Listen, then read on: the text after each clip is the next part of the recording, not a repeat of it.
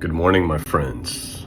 I'm actually studying for this week's lectionary study, and the gospel part is really one of my favorites, or it's my favorite version of Peter, if you will.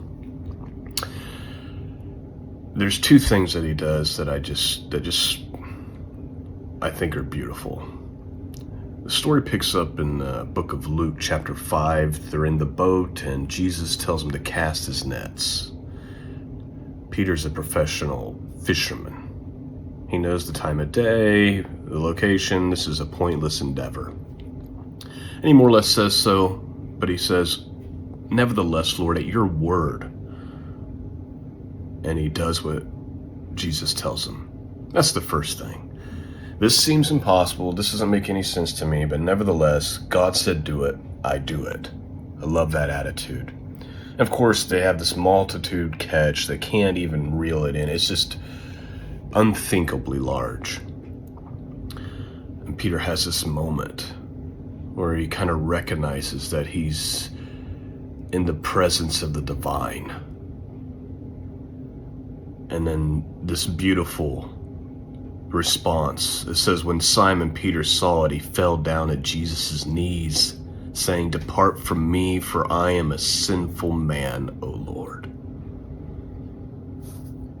There's something beautiful about when real men of God encounter God.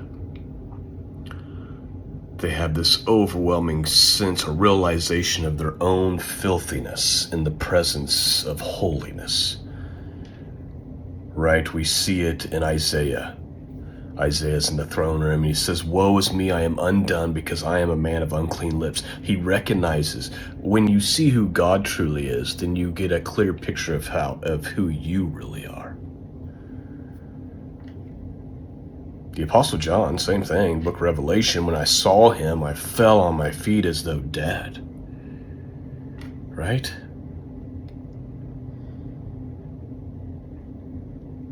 This little commentary here says, Peter's cry in the face of the divine power is not a rejection of Jesus, rather being suddenly cast in the light of Christ. Holy people, such as Peter, become keenly aware of their own unworthiness.